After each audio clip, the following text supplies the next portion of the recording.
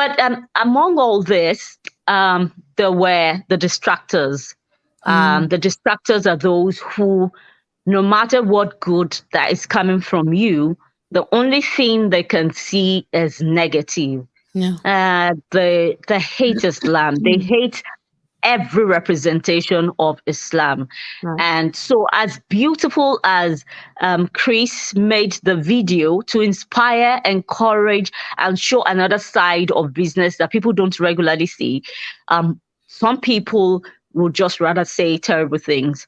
And it was very tough for me. I couldn't cope with it anymore. So I sent him a message. I asked him to close the comment section of that post.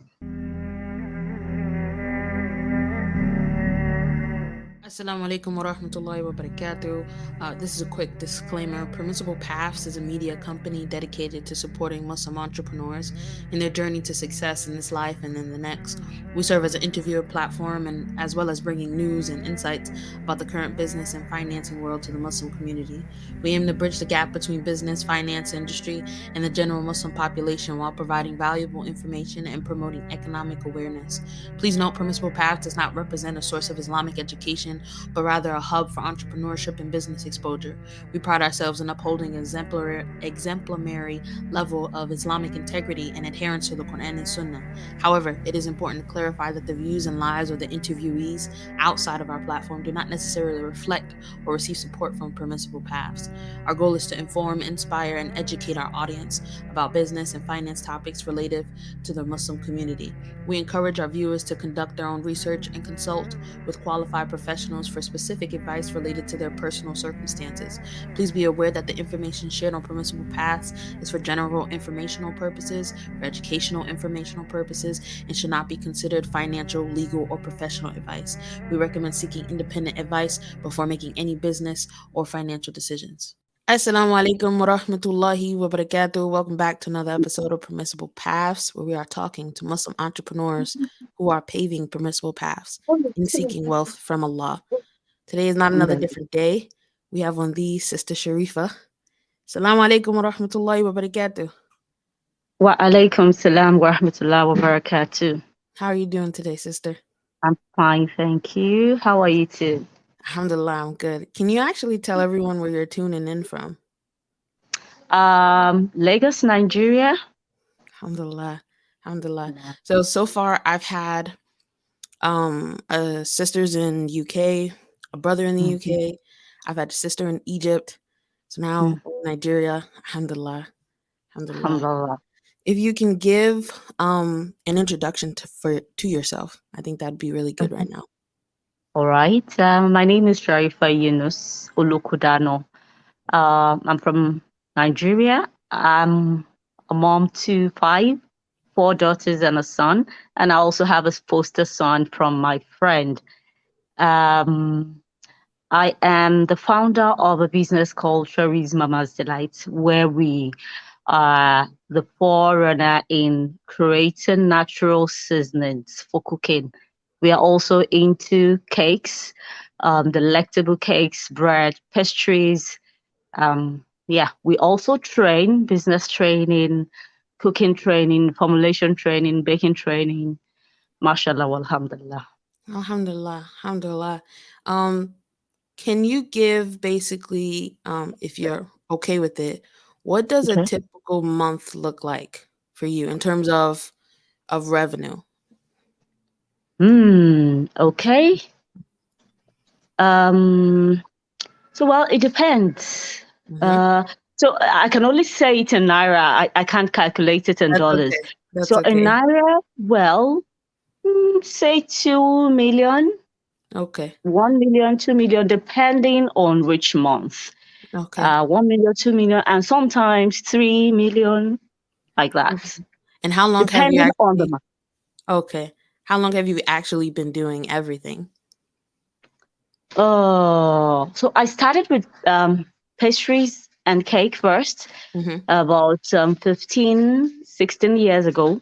Okay. Well, actually, I have done different kind of businesses. There is no business. There's almost no business created I haven't done. I have sold jewelries. Wow. I had done henna. Okay. I had painted houses. Wow, subhanAllah. Um, I have sold women office wears, shoes, bags, thrifts, office wears. Before thrifts became a thing. Mm-hmm. It wasn't popular at all then. So what I have seen is that I've always done things that have never been done, Mm-hmm. really. Right. So almost everything you wouldn't find women painting. Okay, women like me painting. Yeah. You wouldn't. At the time I started the thrift business, it was something not common at all. People still used to look down on thrift. Mm-hmm. So I would buy them, wash them myself. I started washing with my hands before I could afford to get a washing machine. So I wash with my hands. Mm-hmm. I'll iron them myself. I sold bed sheets. Wow, subhanAllah. I sold bed sheets. Yeah, basically all that. But the funny thing was that while doing all those things, what was very constant with me was I was always baking, I was always cooking. Mm-hmm. At first, I didn't realize that I could make a business out of it. I was just doing it then because there were things I loved to do. Yeah. So I've always run a business. I mean, since forever. But when I became more serious with business was like 16 years ago when I started with a thrift. And I think I did that for 8 years. Wow, subhanAllah. Um, yeah, yeah, I did it for 8 years. In between it, I had started baking for sale. I had started my spices. Um, yes, so those were the things that I did. For the spice business, I'd say I fell into it around 13 years ago. Mm-hmm. 12, 13 years ago due to need, and then became more serious with it, say 10 years ago, a decade ago. I love it. I love it. Alhamdulillah. Alhamdulillah. That's a long time to Yeah. be cooking and Mhm, at that being an entrepreneur. mhm.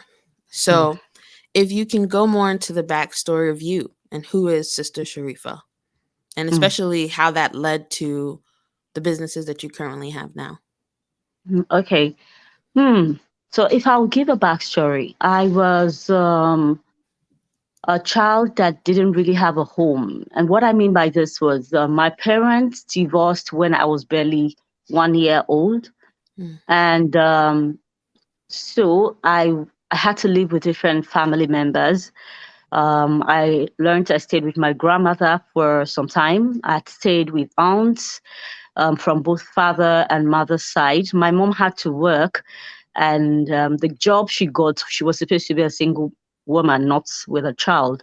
So she would leave me with her neighbors. And the neighbor, there was one of particular neighbor who used to, she was my milk mother. mm, She had a baby then, so she would feed me. So I lived in different places, no single place for about 5 years, the first 5 years of my life. I moved around everywhere. And there subhanallah. were lots of difficulties then. Some treated me right, some didn't treat me right, and some I still remember till date. Mm, I started living with my father when I was 5 with his wife and 2 kids because she wanted to raise us together. mm, There were quite a number of challenges there too. And they divorced. And then my mom was is a Christian. My birth mom is a Christian. So I had to move to her when I was like 18. And it was extremely tough. She wanted me to be a Christian, and it was extremely tough. I wasn't raised as a practicing Muslim. We were okay. Muslims by name, and that was it. I didn't know Okay. anything about Islam at all. Mm, I remember that I had never heard the word hijab till I was like 17 or 18. I subhanallah. didn't even know what the hijab was. I remember when my siblings and I saw somebody wearing a small hijab, we thought something was wrong with her ears, or maybe something was wrong with her head or something. And we're like, something is wrong. Why is she dressed that way? And Mm, funny, we were living in a state where there were lots of Muslims, but we were quite secluded. We didn't really go out much. So we didn't move with Muslims who were. Salaamu alaykum, family. Hope you guys are enjoying the show. Taking a quick moment to speak on the Permissible Paths merch. Show your support and let the world know you walk on the permissible path. Head over to permissiblepathspodcast.com to grab your t-shirts, cups, or stickers. Now back to your scheduled podcast interview. Practicing, so we knew nothing. We didn't used to say the taslim, the salah. We barely said salah. We fasted. We didn't need to fast everything. If you could fast, fine. If you couldn't, fine. I You know. understand. So when I moved with my mom, it wasn't like I really understood Islam. The only thing I had was I knew I was a Muslim and I just loved being a Muslim. You know. Mhm. So when I moved with her, she wanted me to become a Christian, and I was like, no, I'm a Muslim. And then my siblings from my father's side were Muslims, and we really love one another. So I was like, I want to be the religion of my siblings and my father, you know. And it was very tough. She would physically, verbally abuse me, but I Mm. also thought that she also had some bitterness and some PTSD with the break with my father that she never really healed from. So I wasn't just on both sides. I wasn't just that child that was welcomed. You know, from my father's Understood. side, there were angers. From my mother's side, there were angers.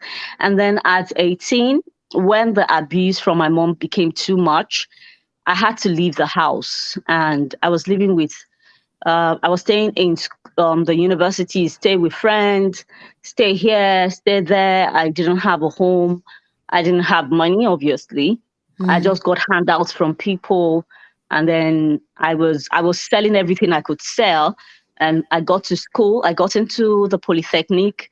I Mhm. was raising myself during the holidays. I didn't really have anywhere to stay. So, bottom line, I decided that because I had all these difficulties, that I felt I didn't really have a place with either of my parents, Yeah. and everybody felt that I was not going to come out right. Well, Mm. I made up my mind that I was going to succeed so well. Now, whatever the thought about me would never happen, you know. Alhamdulillah. And so I had that at the back of my mind that I needed to succeed for myself. I Mm. needed to be successful, so that people would know that despite everything, I didn't break down. I never chose for myself a boyfriend. There was no time for a boyfriend at all. I didn't have the time for it. I wasn't interested. I was very scared that doing that would mean that maybe I would just end up having a child outside matrimony. So I wasn't interested in the boy. I was like, I was going to do Mm. right by Focus. myself. I Yeah. needed to do right by myself. Yeah. And so that was it. That's why I never really, there was rarely a time I wasn't doing business. Mm. So I didn't go further than the first 2 years of the polytechnic. I didn't finish. So we had an ND, we had an HND. And then I tried to get into the university. I got an admission. Around the time I was married, my husband traveled out of Nigeria. I went with him, deferred my university. By the time I came back, I was wearing the Niqab, and they just made a mess of it. They said they couldn't find my file because of the way I was dressed. Anyway, I left the university and stuck to doing business. So that's Mm. the backstory. Okay. Alhamdulillah. Mm, That's a lot to go through, but you made a clear point that I want to point out for a lot of people, which is the mental state that you went into to decide, I'm not gonna fail. yeah. Obviously, Allahu alam, Allah knows best, and inshallah, when you're in those actual moments, but you had to mentally make that choice of Mm, no matter what comes, I'm not going to stop. No matter what hurdles I face, I'm not going to quit. So yeah. alhamdulillah, alhamdulillah. Alhamdulillah. So you get married, right? And Yes, I got back. how soon do you get into doing the spices and the selling bakeries and pastries? Well, I got married and then I wanted to do something. So, like I said, when my second daughter was around 6 months, Mm-hmm. she's 16 now.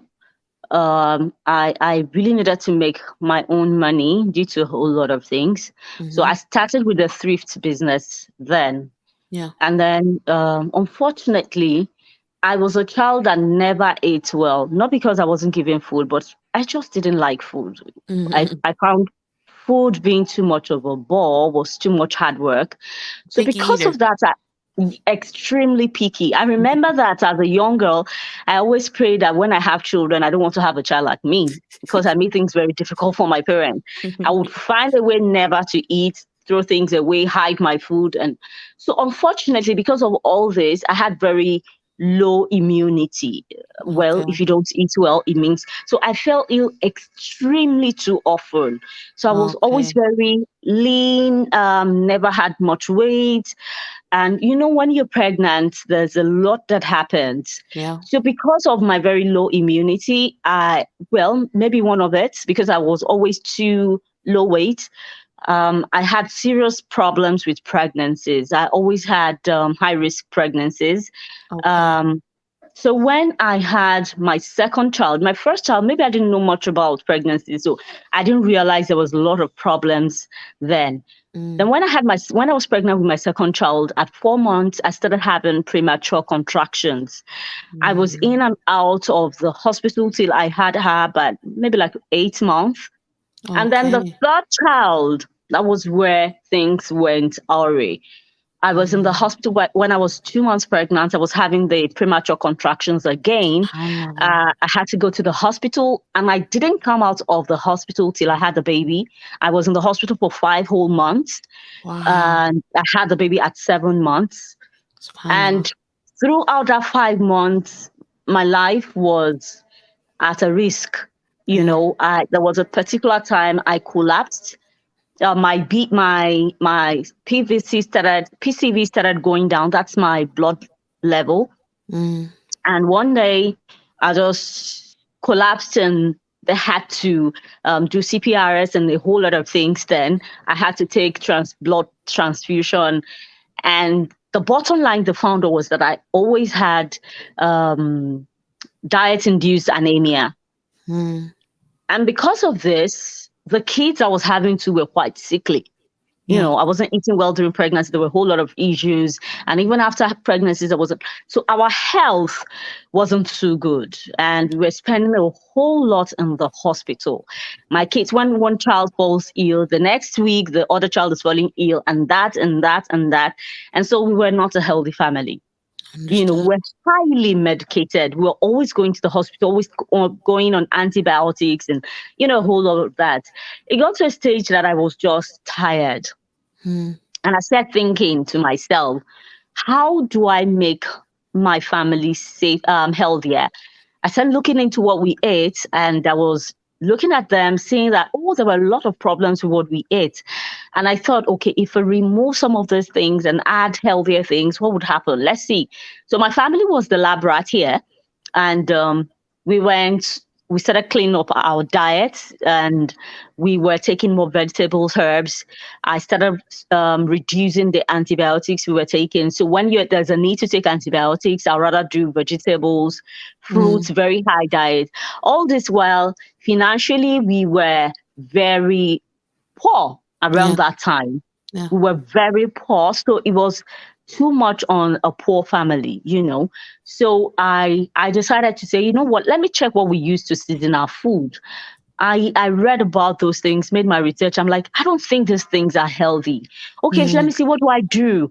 I started looking at herbs and spices, which wasn't even a thing then at all in Mm. Nigeria.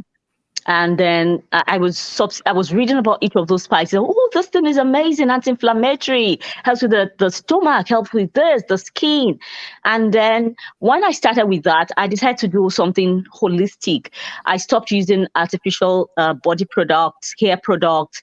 I started making my own body cream, Wow. body Subhanallah. wash, hair care products. I started making them myself. And before the body hair care product thing, natural things became a thing, I Mm. was making them. I would research. Experiment. And then we just went all that. And miraculously, we started getting healthier. We started Alhamdulillah. getting healthier. My friends will call, oh, we haven't seen you around. I have a friend that the husband has an hospital. So she would call, and we were always in the hospital.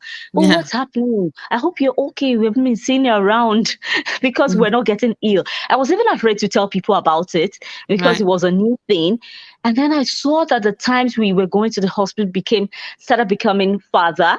Mm-hmm. And then I was pregnant with my fourth child, and I didn't go to the hospital. I was so scared. I had PTSD with hospitals because of the Mm-hmm. last pregnancy. So I wasn't going to the hospital. I was just taking the regular pregnancy medication.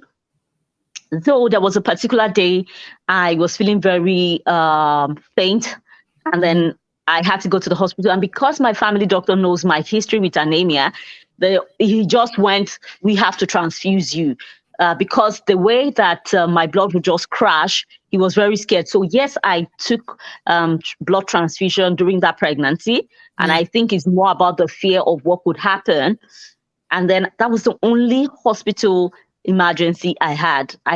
It was my best pregnancy. The only thing that Alhamdulillah. changed was about what we ate, what we put on our body, and what I was doing. And I saw that there was healing in cooking well. There was Mm. healing and that was it for me, And then Yeah.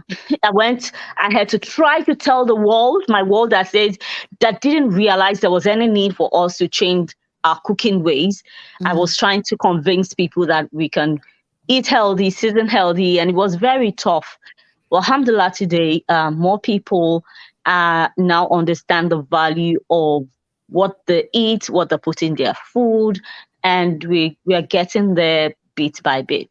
Alhamdulillah. Alhamdulillah. Alhamdulillah. Can you name an example of a diet change that you were trying to encourage people to do that, they were kind of like, I don't know about that. And it Okay, took really so some it convincing. wasn't okay. So it wasn't really about diets. It Okay. was about don't season your dishes using the regular MSG seasoning cubes. Those Okay. cubes are high in sodium.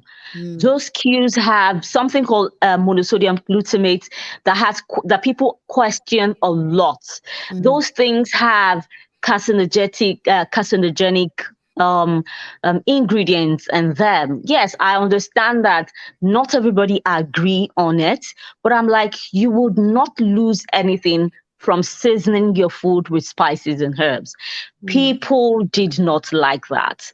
I mean, we are in a world where everything goes fast. We Yeah. want to finish cooking ASAP.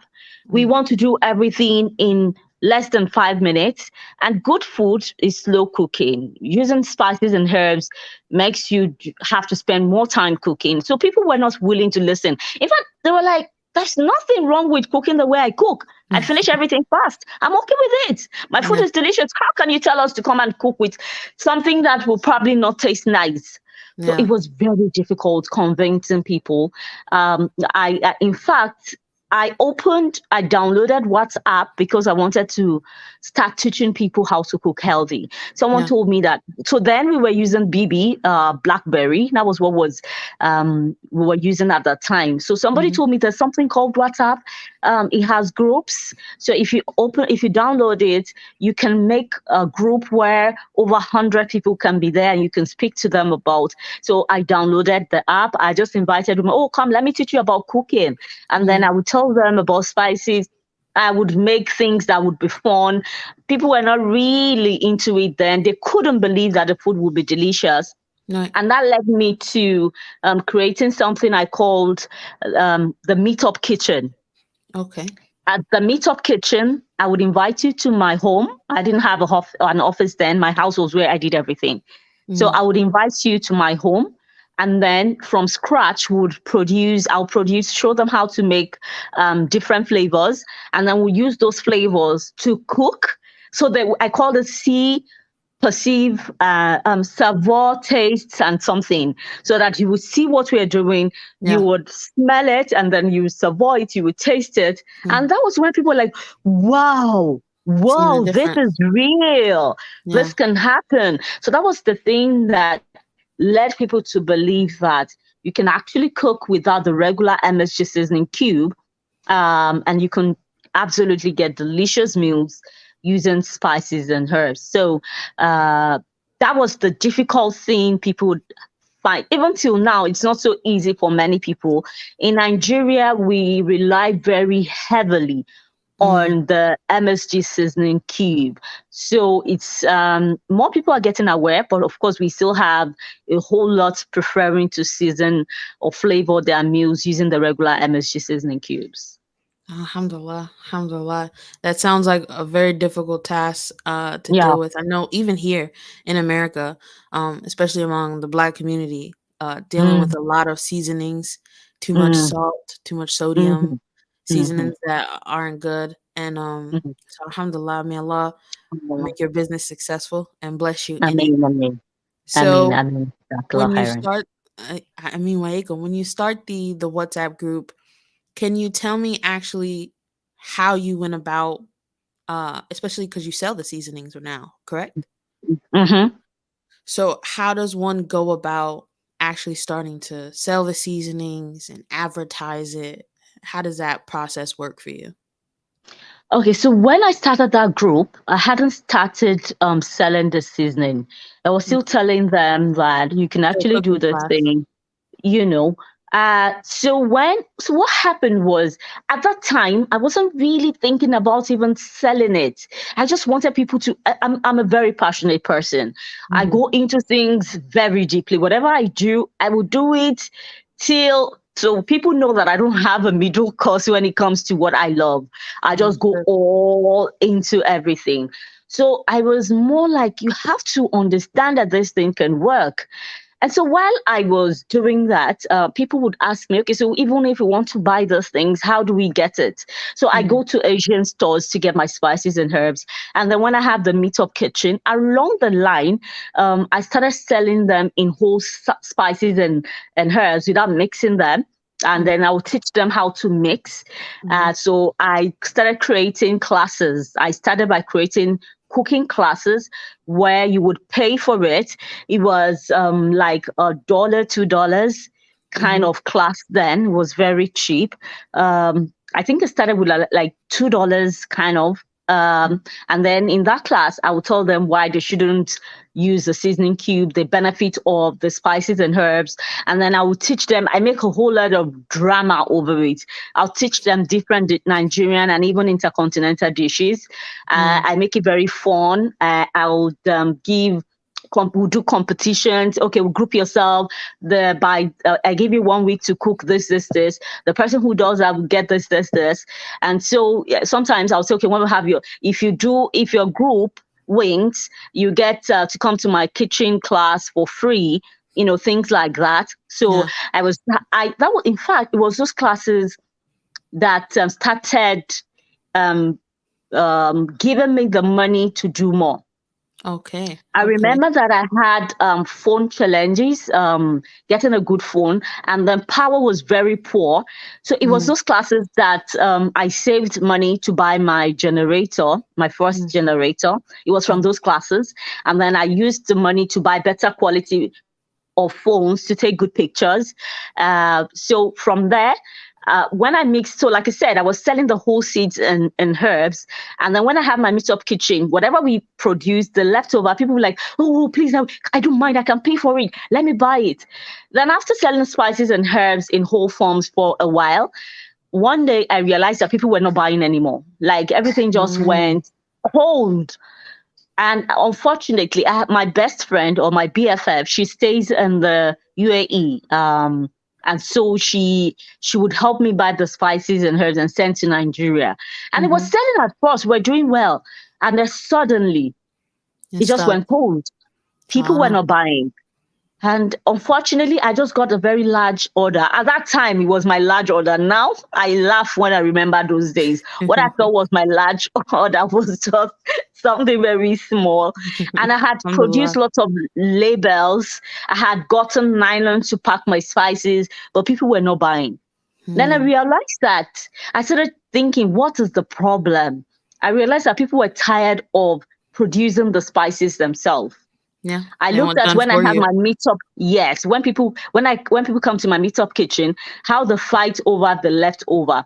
One Mm. day I just got scissors. I cut off all the nylons I had packed and then started producing the spices, and then came out and said, okay, you don't have to roast your spices. You don't have to pound anything. We've got you covered. And then I started selling it. Now, unfortunately, due to my passion, when I do my classes, I started teaching people my flavors. I mean, what I was selling, I was teaching them. But before they come to class, I'll tell them, oh, this thing I want to teach you, you have to promise me that you're not going to use it for business. It has to be just for your homes. And then if you don't agree, I'll refund your money. So people say, oh, no problem. We're not doing business with it. We just do it for our homes. But of course, that's not real. Yeah. People started selling my recipes. They produced my recipe and they started selling it. I was very heartbroken. I was so sad. It was a very difficult time for me. So I just sat back. I'm like, okay, I created these flavors. I can recreate too. So I recreated them. Tried it on. I call myself a scientist. I mean, I observe notes and then, check my results. So I just made the spices again. I mean, the flavors again. I recreated them, and I would gift out a little bit of it to people, and so they would be like, "Oh, what you taught us in class is different from this. This is way better." So for those who were selling what I had, that was how I counteracted it and made better seasonings. The sadness of people stealing my recipe became what led me into producing better seasoning. Better quality. So, yeah, better quality, easier to use, great taste. And that went on to where we are today. Alhamdulillah. Alhamdulillah. I'd like to speak on a little part because originally I seen you across Instagram, and it was a man. He came to visit you in Nigeria, and he was doing like basically a little mini documentary about you. He spoke about your challenges about being a cook as a hobby. How has that been, especially as you've grown on social media? So when I started all this, I was more on WhatsApp and Facebook. And then somebody told me to open an Instagram account. And I was like, oh, I don't like that place. I tried it. I don't understand. I don't know how to do it. So the person was like, no, she wasn't even a friend. She just called me, sent me a message on WhatsApp and said, I searched for you on Instagram. I can't find you. I said, oh, I don't understand how it works. I don't even know how to open it. She told me to go, that it was very easy. If I had any difficulty, she was going to help me. And because I like to take advice, I went on and opened the Instagram account. I didn't really know how it worked. And I started, right? But again, I was more on Facebook than Instagram. I would post on Instagram, I would forget about it, come back to it. And then over the years, of course, I started learning how to run business better. Yeah. And I realized that one thing I like to do, I believe very strongly that the advice of the Prophet ﷺ and Allah in the Quran on our lives, if we take them and use them in other aspects of life, that it works. Now, this is what I mean. Allah says that the most beloved acts to Him are those ones that we do consistently. Yeah. Now, when we do things that even if it is small, but doing it consistently, that is what is most beloved to Him. I believe that in all the part of our lives too, if there's anything that you're trying to do, when you're consistent about it, there is more barakah in it. Yeah. So I learned that, and then I decided to become more regular with whatever I was doing, So I decided to become more regular on social media. I do not keep quiet. I continue to talk about it, going on and on, And then my brand started getting more, one of the advantages of social media is that it brings more people to see what you do. Yeah. And then all this while, people didn't know the face behind the brand. I was completely not showing my face on social media. So people didn't even know that the person who owns the business is a Niqabi. Yeah. I believe that I wasn't ashamed, but I was scared that when people know that is a woman like this, they wouldn't want to buy from me. Especially in Nigeria, there's a whole lot of discord among Muslims, tribes, and the whole lot of things. So I was very worried that it would affect my business. And on the other hand, I realized that the young girls, our young girls, that the parent were the hijab, proper hijab and all, these young girls were not interested in wearing the proper hijab again. They wanted to wear something else. They wanted to look more trendy. They wanted to look more beautiful. They wanted to make up their faces. They wanted to, and one of the things I realized was they wanted all those things because they feel that the moment you're wearing the proper hijab, you cannot be successful. Yeah. They look at their mothers, they're not doing well. And my mom is not doing well because she's not going, she doesn't even have money. And then she wants me to be who she is. My mom went to the university, she still doesn't have money. My dad too, the same thing. So they feel that being a Muslim that follows the rules of the hijab takes away success from you. As we started noticing that in our youth. And I knew that my business was doing better. So I decided that I was going to put my faith, my trust in Allah, and I was going to show the face behind the brand. And I did that. So I paid some videographer, some experts to come and do a documentary for me. And I launched the documentary January 2021. I did it in December, but launched it. In fact, I was very scared when I was going to post that documentary. I was worried that it would have a very bad effect on my business. But I put my trust in Allah. I said, this is the reason why I'm doing this. And I asked Allah to reward me in it and bless it for me. And I remember when I uploaded it, I was shaking. I was scared. Even when I used to teach, I would use only audio to teach. I never used to do videos.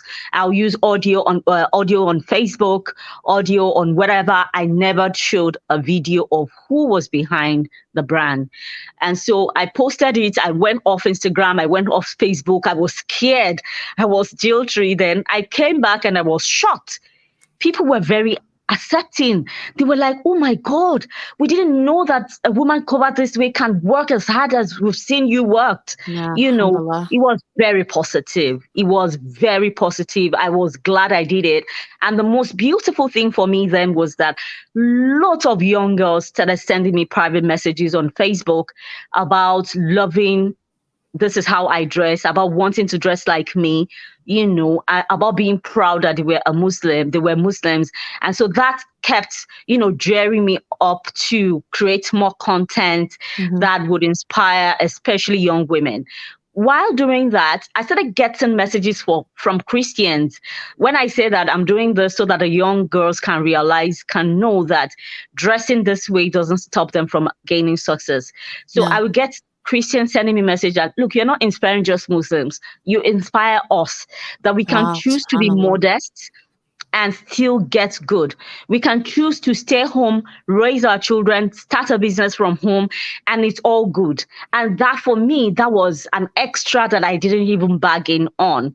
I didn't think that it would be kind of like dawah for even those who were not Muslims. And that was specifically wonderful for me. Yeah. So in 2020, I said that was in 2021. In 2020, I realized that I needed a kitchen whereby I can create content for my seasonings, where that was somewhere that will be beautiful, and I can, create content, cook my food using the seasoning. And then I spent a whole lot of money, over millions, to create that kitchen. And after doing that, I launched it. And one of the other reasons I created was it was difficult for me to get that kind of kitchen to rent. So I felt that I could also rent this kitchen out to food content creators who need a nice place to, create their content. And that would bring some extra cash for the business. Unfortunately, it didn't work that way. I located the kitchen in a place that was like a suburb. It wasn't where you find the rich people. It wasn't where you find, so it was the people who stay there are people who are usually, you find some people with money there. houses were cheaper to rent there and all. So the people who could pay for the kitchen stayed very far away. And so they were like, oh no, that place is too far. We can't go there.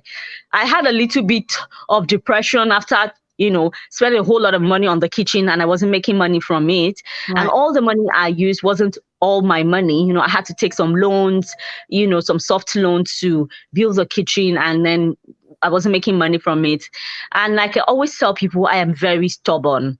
Like if I want to do something, I'm very stubborn. So after a while, I was feeling really down. One day I just decided, you know what? I can invite people to the kitchen. And maybe that would help, draw more. The purpose of the kitchen is to sell more spices, right?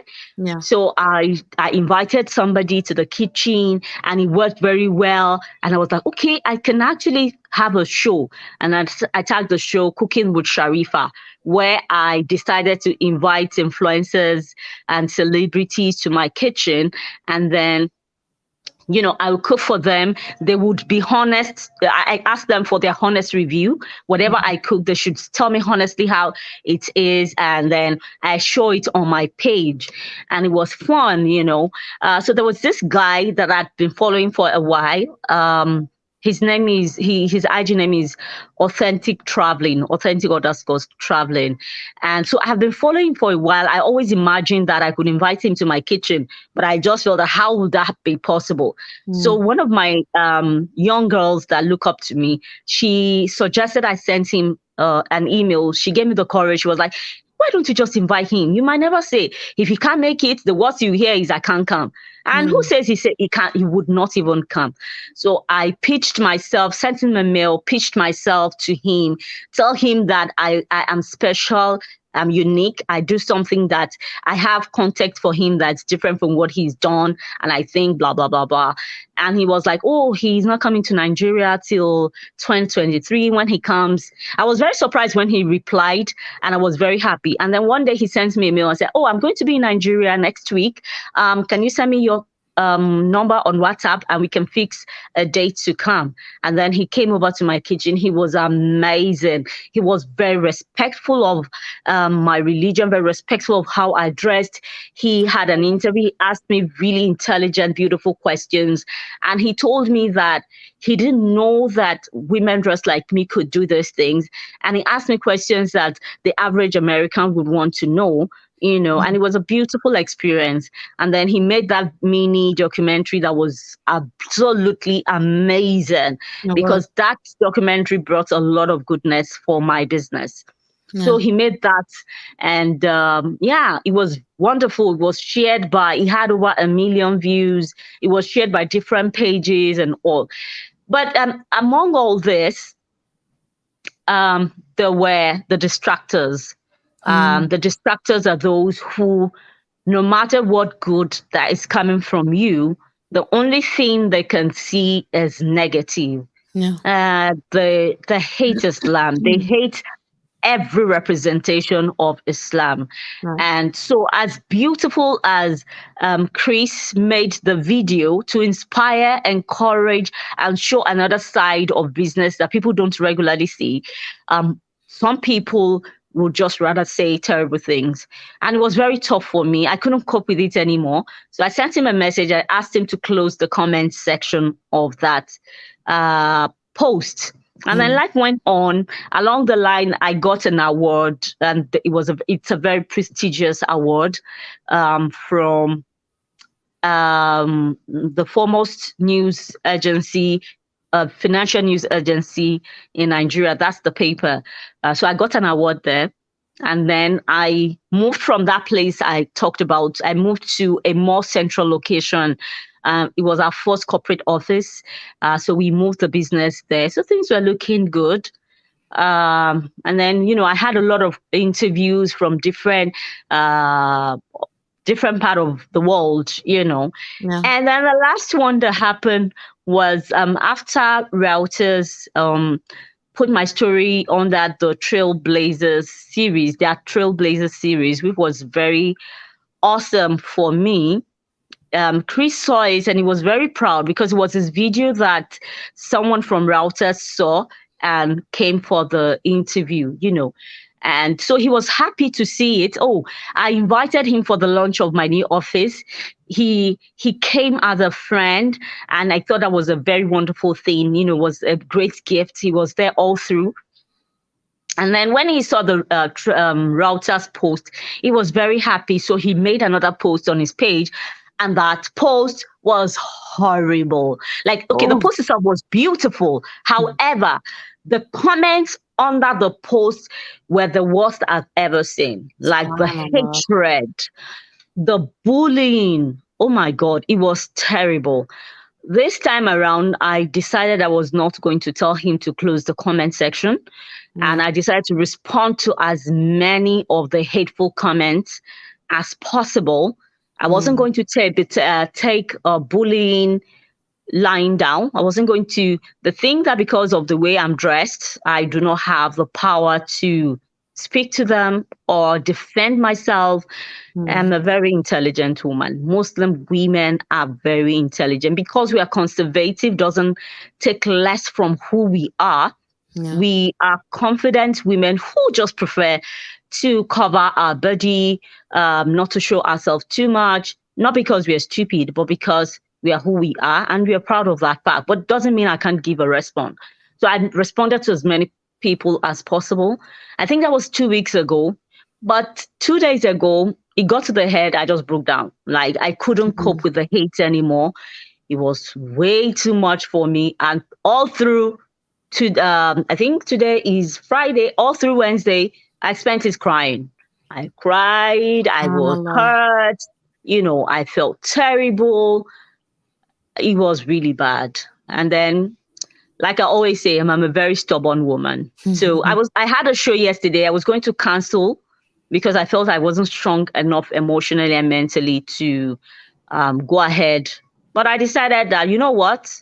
I was going to go ahead. So I made another post on my page, talk about so when I tell people that I get hate from non-Muslims, they think that I'm exaggerating. They think that I'm only saying that is not true. So I made a screenshot of some of the very few, less than 10% of the hateful comments, and I posted it on my page, and people were shocked. People were appalled. Christians were appalled that people who call themselves Christians could spew such hatred. And then I got a whole lot of support, encouragement, and everything. So I just decided that, okay, you know what? I'm going to go ahead with my show yesterday. So I went ahead with it. It was fun. I was glad I did. I laughed. You know, I wasn't crying anymore. It was beautiful.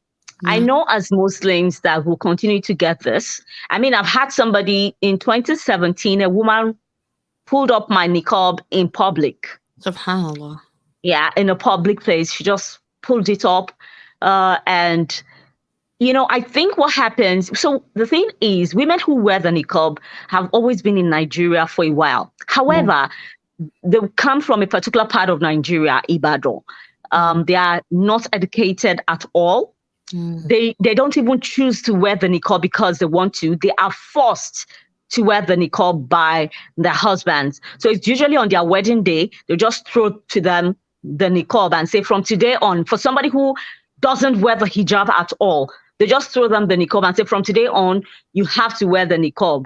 And the women will cry. So it's like a tradition from a particular part of Nigeria where the women don't choose. And so because these women are not educated, so they assume that every woman who dresses this way is not enlightened. And so for people who are not nice, they will talk down on them. So I think that woman thought I came to beg her for something. So when I told her, how dare you? She was shocked that I could even speak English. You understand? And then I love to write. I decided to write about it. It became viral. And the government tried to come into it. They were bullying me to pull down the post because the woman is important to the government. So they started threatening that I should pull down the post, but I was like, no, I am a Muslim woman. I would not allow anybody to take my right, and I would not pull down the post. So it became viral.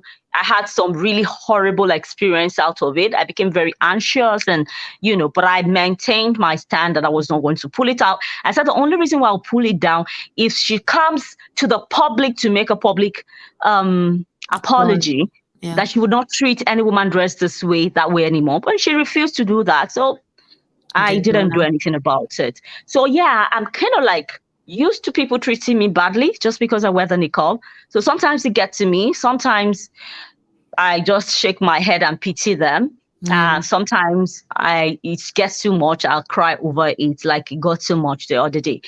But again, I do not give up. So I will continue and hopefully inspire more young Muslims, old Muslims, and maybe hopefully even non-Muslims. My prayer is for them to see the beauty of the deen. What I tell people is that if you think I'm doing my business so well, the only reason why I'm doing this well is because I'm a Muslim. Mm. Islam has taught me so many things, has shown that as a Muslim, I do not have a middle course when it comes to doing things well. We are taught to Yeah. do things beyond the average. And so whatever I do, I have evidences in the Quran and Sunnah to show that we are Muslims. Allah has said that we are the best of people. So how can I run a business and won't be the best in that business? It would be going against my fitrah of a Muslim being the best. So Yeah. whatever I Yeah. do, I'm doing it. And then I have 4 daughters. Mm. I want them to see me. I want them to see that as Muslim women, the only option they have is being excellent. I cannot teach them by just talking. I can only teach them by showing them. And then almost every day, my kids will come to me and say, Mommy, we're proud of you. That's it. And I'll tell them that if they are not doing well in a particular thing, I'll tell them that you know that you have no option. The only thing you can do is to, well, look at your mommy. You Mm. see how hard I work. My business is centered around my children. I want them to have 100% access to me. I don't want there to be a time where because of business they cannot see me. So I tell them all this so that they are women. They're going to be mothers, so Mm. that they can do the same. And wherever they are, they'll be like, "Oh, these kids are good," and they Mm. will say, "We're good because Islam has taught us to be excellent." So, I Alhamdulillah. have all those things behind as reasons for me to do as good as I can. And Mm. I'm hopeful, bi'idhnillah, that I can even do better than I am doing. And despite all the noises outside there, I hope I have the strength to, continue, hopefully, using my business as a form of dawah, bi'idhnillah. Inshallah. Inshallah. So I want to point out some things. Okay. That's one of the thing about being a content creator. There's pros and there's cons. And one of the pros that I always see with sisters um, who are posting consistently is the fact of getting other sisters, whether non-Muslim or Muslim, who are like, you showed me what I could be, and you showed me Mm, not to be afraid. And I think, mm, alhamdulillah, it's a very, very beautiful thing and it's a powerful thing. alhamdulillah, And sometimes alhamdulillah. when you see people who try to discourage Muslim women to be online um, in a permissible way, who try to discourage Muslim women to speak out, whether it's dawah directly or indirectly, uh, it saddens me. Absolutely, it Mm, saddens me because mm, it is dawah. It is a yeah, form of dawah of people mm. seeing you, and inshallah, may Allah reward you for it. Um, Ameen, ameen. the dawah that you've intentionally done and the ones that you didn't intentionally do. You Yeah, know, yeah. your story is a very beautiful story. It's a very Thank powerful you. story of Thank just you. overcoming and putting trust in Allah. Mm, And that's all mm, you can do as a Muslim entrepreneur mm, is rely on the Quran and Sunnah and trust mm. in Allah and do your Yeah, best. yeah. Do your best, 100%. I would like if you could leave some words for the it doesn't have to necessarily be the mother, but the sister who maybe she wants to start her own business and Mm, she kind of feels like, I can't. Um and I'm going through too much. Can you leave some mm. words for her? Sure. After I got my award, the Business Day Award, unfortunately, I got backlash from the Muslim community. Mm. And it is the most terrible kind of experience, worse than when you get non-Muslims saying bad words to you. Because when you're Mm. attacked, when your deen is attacked by Muslims saying that you're not doing it right or well, the problem you get to have is that, are they right? And that's the worst of heartache, when you're scared, when you're afraid that perhaps you're doing something that your Lord is going to be displeased with. Yeah. So when I said I got a lot of hate over the last couple of weeks, and I said it got to the head 2 days ago, I cried. When I had that backlash from the Muslim, for 2 days, I was unable to eat. For 2 days, I was 3 days, I was extremely depressed. So as a Muslim woman who wants to start her own business, you have to have your own circle, a circle of people who fear Allah and who would take the teachings of Allah, irrespective of if it is something that would be easy for them to take or not. People who would, when they say that this is it and there's evidence for it, they will take it. Because your people might be the worst for you when you're starting this business. Yeah. So you have to understand that this can happen. So when mine happened, it was terrible. Some people I looked up to, they said really terrible things, and one of the things they said was that I shouldn't have taken the award myself. My husband should have taken the award because it was a man that was giving it to me. Despite the fact that I didn't shake his hand, our hands didn't touch in any way. The man was very respectful. So I was like, I didn't get it. Right. My husband didn't do the work, And then the other thing they said was that I was wearing something that was attractive. I was wearing a black hijab, for God's sake. In fact, I wanted to change the color of my hijab because it was a dinner. And then I was like, look, I'm a very conservative person. If they don't like my black, it's their problem. They see that I wear black most of the time. If they don't like it, they don't like it. And I chose to wear the black hijab. And yet, but a lot of this was coming from males. And I feel that the problem they had was that if a Muslim woman who covers her face is this successful, perhaps their wives would ask for that success. And money is a way that finance is a way for some men to curb their wives. It's the power some men have. That's the power they have over their wives.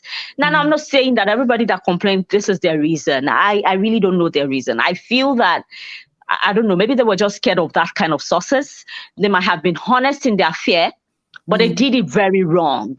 So you should know that as a Muslim woman, you might have even your own people go against you. Yeah. And that's okay.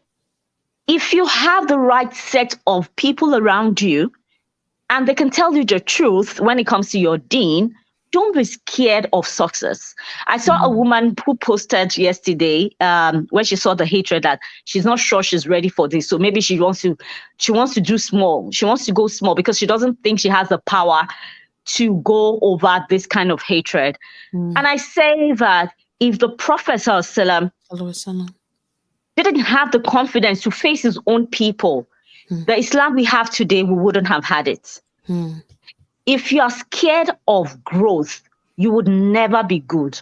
And unfortunately, it's easier for the human mind to have a mind of, I want to be good all across board. That way, even in your deen, you will be challenged to continue to work on it. But if you have a mindset of, I just want to be average, even in your deen, because it's easier for us to do something across board rather than picking things is not easy. So it's either you are very good and you see that the people who are disciplined, who are not even Muslims, who are disciplined about their health, you see that they stay disciplined, they take it into their business, they take it into what they eat, they take it into their work. And because it's easy to do one thing, to be one person, to have a value that would cut across board. So if you are a Muslim woman who wants to start a business, put it in mind that business you want to start, number one, your intention. Whatever we want to do, in Islam, we have the ability to gain reward in every single thing we do, as long as we have the right intention. So the very first thing, I want to do this thing because something that would allow you to gain the favors of Allah. 1. 2, know that you want to be the best. Even if you want to sell water, Know that you want to be the best in what you're doing. Because as women, we are the one that builds the nation. And when we are building the nation, we are building the nation of the Prophet Sallallahu Alaihi Wasallam. The children you end up having would look at you, will look up to you. So whatever you do is what they look up to. So have it in mind that whatever I want to do, you might even be in school. I want to be the best. Also have it in mind that I want to do things that have never been done, that is positive. Even with business, when you do innovative things, what you get is more than doing what every other person's doing. Okay, I'm breaking lots of grounds and barriers because I feel that that's the best way to be able to achieve lots of things. And don't worry, don't feel that everybody has been broken. There's always extra that people have not even thought of. So imagine that you want to be good with that. And please, as women, we should understand that our first responsibility is to Allah. Yeah. And when we say to Allah, to our home, we are wives first. If you're married, you are wife first before you are a businesswoman. You are a mother first before you are a businesswoman. If you're doing anything that's affecting your deen, maybe you should look at that thing that you're doing. I'm not saying I'm perfect. I will sometimes, just as the Prophet has said, Iman goes up, it goes down, it's rarely ever in the middle. But the people you surround yourself with would help you when you're going down. Yeah. And when you always look at it, is what I'm doing, does it have negative effect on my deen? It helps you know if what you're doing is right or wrong. And then just make lots of dua. You are made to be the best because your Lord have said that. And so you should always have that in your mind. Represent Islam in a way that people would have second thoughts about who Muslim women are. We are the mothers of the nation. We are builders, and so we have no other choice but to be excellent in what we do. Alhamdulillah. Alhamdulillah. Jazakallah khair, Sister Sherifah, for coming on. Ameen, Auntie. Thank you for having me. Thank you for inviting me. Yes, absolutely. No problem. Please tell the people where to find you. Please tell the people what are you doing next, if there's any future plans, what's happening in your world. Okay. So like the business, the good business gurus we say, keep people waiting. Keep your plans to yourself. Just show them and thrive. So, of course, my hope is to do better things. A challenge that I have is finance when it comes to building my business. Finance is a huge challenge because I won't take money with interest. And so every time trying to build a business, finance is always a challenge. So I continue to look at ways that would help us stay afloat while not doing what Allah would not want us to do. But where you can find us, you can always find us on Instagram. We have a website, www.smdelight.com. Then our Facebook, Sherry's Mama's Delights, SMD. And then Instagram at SMD Nigeria, SMD Nigeria. We also have WhatsApp official line. I rarely take calls. I don't like calls. One thing I failed to mention while talking all through this is ordinarily you think I must be a superwoman to be able to, do all those things and still be okay. No, I'm not.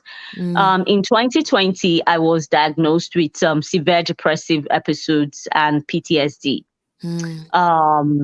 And around that time, I decided to talk more about mental illnesses among the Muslims who are the people of, the Sunnah.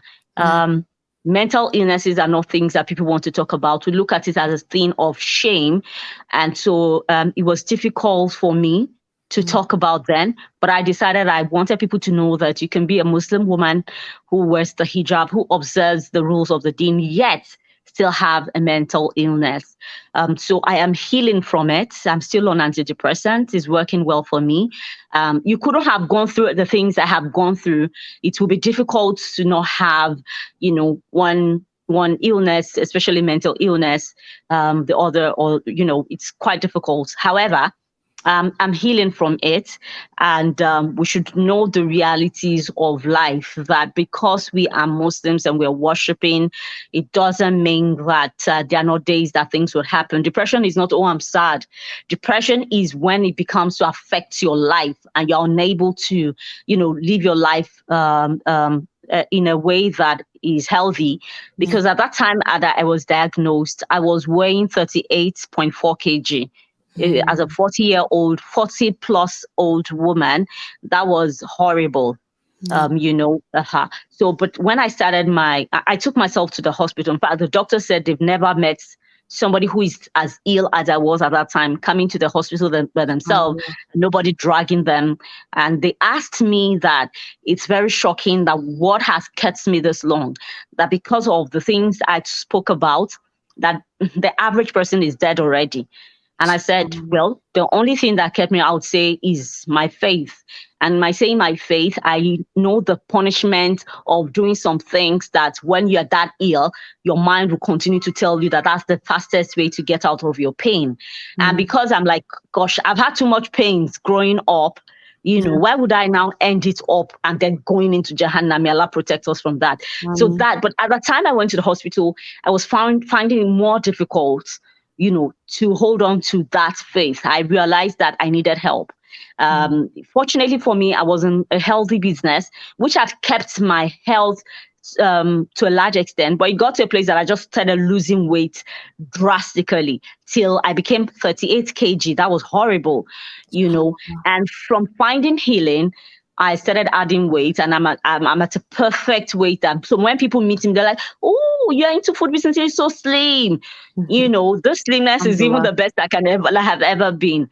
But Yeah. I ended up adding like 20 kg that I had never heard in my life. Even with pregnancy, I had never weighed that beautiful, healthy weight. So these are some of Alhamdulillah. the things that could happen as a result of being a Muslim, as a result of sometimes prices for even success. Yeah. Though my mental health wasn't because of my business, it was based on more of the emotional challenges I'd faced in the past and I was facing at that current time.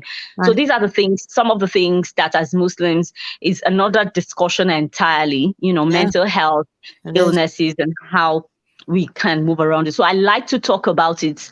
In recent times, I have kept quiet because as a business person, sometimes it's just better to keep quiet over some other things. But I like to mention it just as a note for Yeah. people to realize that even if people look at you as being successful, oh, she's already wearing the niqab, she must understand her deen, does not mean that you cannot not have you don't have just like cancer, you don't write letter to cancer, you Mm. know because you're Muslim doesn't mean that the person cannot have cancer. Say the same thing with depression or some other mental illnesses. So understand that as a Muslimah you can have it. However, how you do well is determined by the kind of faith you have. Alhamdulillah, those are the two biggest ones. Um, Mm, really, the mental illness part's not talked about enough in the Muslim community, and the finances. mm, Trying to get money in a way that's still mm. permissible. That's exactly what this podcast is about. Trying to seek money in a way that doesn't Sahla, go against please what's go and see your mandatory. brother. Sorry, No, go see it's your brother. okay. Hurry up. It's Nam. okay. Alhamdulillah, we're gonna end it there actually. All right. Jazakallah khair for everyone for tuning in. Ameen. Mm. Please don't forget to like and Sahla. subscribe to the channel, and we will see you another time. Assalamu alaikum wa rahmatullahi wa barakatuh.